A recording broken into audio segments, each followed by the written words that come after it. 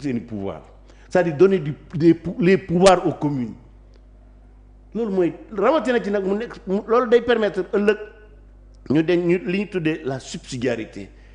subsidiarité mooy lépp loo xam ne quartier bi mën na ko ñu bàyyi ko quartier bi boobaa ñu wal ay délégué de conseil de quartier conseil de village élu au suffrage universel avec des chefs de délégués de chefs de village ou des chefs de quartier nga xam dañ leen di population ñoo leen di defaral seen bopp lépp loo xam ne mënal nañ ko seen bopp ñu yoral ko seen bopp par exemple man quartier bi dëkk tey ñu ngay def setal woowu ñu ñoo koy defal seen bopp lu mel ne ay l'éclairage mais le quartier war na ko mën a occuper la sécurité les nuisances sonores et maintenant surtout avec maintenant le développement technologique nga xam ne par Zoom le quartier peut se réunir sans que kenn gën a këram avec un autre jeune ñu waxtaane seen quartier je crois que c'est vers ça bu ko defee ñu mën a impliquer les populations dans la gouvernance de leur localité ci quartier bi d'abord ci village bi ensuite ci commune bi c'est vers ça qu'il faut aller et malheureusement dans la gouvernance verticale et autoritaire bi nga xam ne moom mi nekk depuis 1960 Diomaye Faye ak Sonko soppiwuñ ci dara or booy def transformation systémique loolu nga war a jëkk a dindi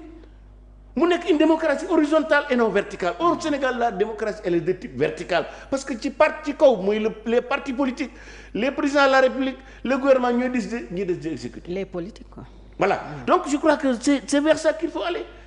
mais lii ay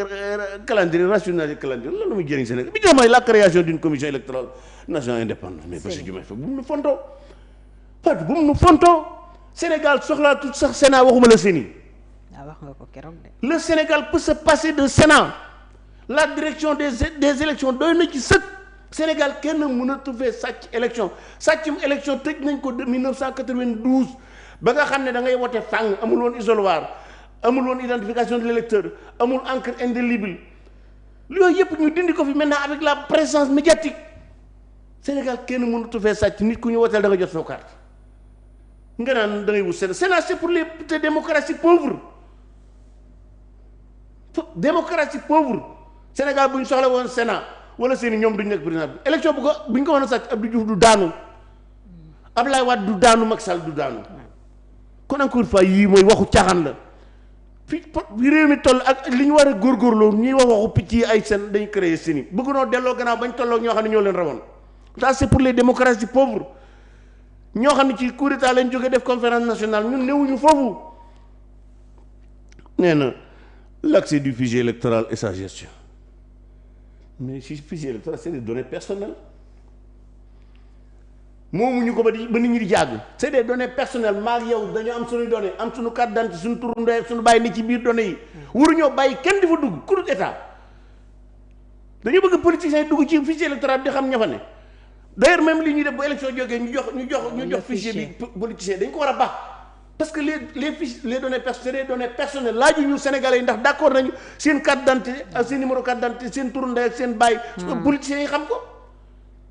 et d'ailleurs boo gisee li faussé woon même le parrainage loolu la parce que chaque parti a son fichier électoral da ngay remplir rek ki njëkk a déposé moom day rëcc ñi des ñu ku ñëw ñu jàppale da nga def doublon fekk na ñoom ñëpp a yem dañoo tricher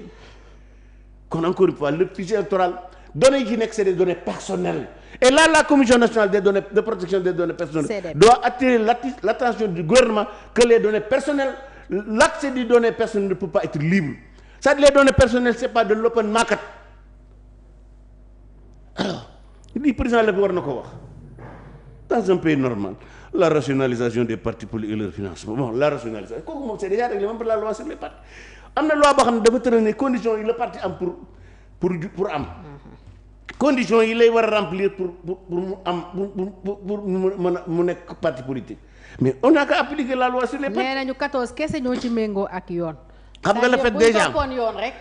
bu weesoo 14 yooyu yi ci des yëpp. xam nga dégg gis nga boo xoolee xam nga ils l'ont sorti la veille du dialogue. waaw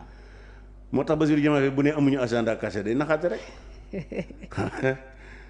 agenda caché rek lañ yor. baadu loolu pour wax ñi nekkul ci yoon bi attention. mais non mais attends ils vont faire li ñu def média yi li ñu leen def rek ubbi benn plateforme. ne dugg leen ngeen remplir pendant 3 mois. ku méngóowul ak koo xam ne méngóowoo yéen tu n'existes plus boobaa xëy na il va rester les 14 partis xëy na Pastef ci la bokk. mais yow d'accord nga ci loolu. que parti dafa war a méngoo problème bi nekkul foofu problème ministre de l'intérieur moo war a am gàcce génne loolu. parce que mi ngi mel ne ministre de l'intérieur génne woon liste ay sàcc. parce que parti bu respecté wul boo xam ne da maanaam remplir les conditions mooy tu es un parti illégal. kon ministre de l'intérieur moo def. mais bien sûr moo deful liggéeyam ak moom ak ñi ko jiitu nag. parce que yàgg c'est-à-dire mu ngi mel ne rek xam nga sàcc moom mooy ku deful yoon. sàcc mooy ku violé la loi parce que dañoo tere sàcc loolu tax ñu di leen jàpp c'est-à-dire nit ku parti bu violé la loi mais ministre de l'intérieur na ciy def li muy def ci ku sàcc loolu ko war. mais encore une fois loolu bañ ko génnee man laa xam ne laa bokk na parce que man waxoon naa ko ne seen dialogue bi ñetti yëf lañ ci bëgg modifier constitution bi jox dooley jomaay yi jox ko Sonko léegi dindi jomaay yi Sonko mooy jomaay bi parce que mel na ne loolu doyatut Macky Sall ñu fexe ba du bokk ci élection yi ñëwaat maanaam def ci constitution bi ni ku am ñaari mandat dootoo bokk élection beneen bi aussi ñu ubbi seen plateforme boobu ne parti bu bëgg bu ne na nga dugg remplir ko boo ko remplir au bout de 3 mois ñu tëj ko parti bu respecté wul bu remplir les critères ñu dissoudre. te da nga jàpp ne ci loolu lañ jëm. te lañ jëm. mooy agenda caché. mais bien sûr parce que Diomaye Faye. président nee na y a pas d'agenda caché. agenda caché lu taxoon mu dissoudre assemblée nationale en pleine session extraordinaire boo xam ne moom moo ko convoqué. L'agenda caché il avait déjà préparé deux choses mooy fexe ba Ousmane Sonko du def déclaration de politique générale il avait caché son agenda parce que moom moo ne bi sàngam lay ñëw. te bi mu koy wax booba li mu programme mooy dissoudre assemblée ba Sonko du dem kooku c'est-à-dire Bassirou Diomaye Faye c'est un spécialiste de l'agenda caché c'est-à-dire bu la nee agenda caché amu ci rek xam ne agenda caché ngi ci maanaam jàppal loolu maanaam ku mu ne amul agenda caché rek xamal ne mi ngi lay préparé bu ndëgg sa rax boo demee mu mëkk la ko nga àgg soob bon pendant le financement des partis politiques et puis même sur la question de rationalisation des partis politiques dama dégg société civile bi ñoom itam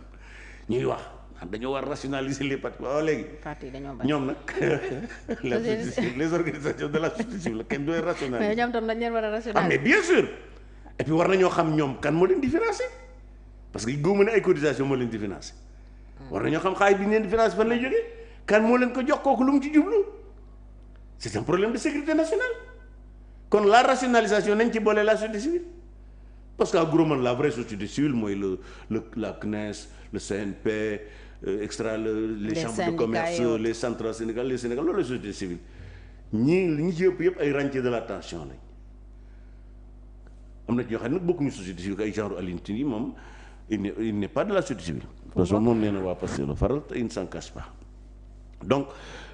donc rationalisation des partis politiques je crois que loolu il suffit tout simplement d'appliquer la loi sur les partis est très claire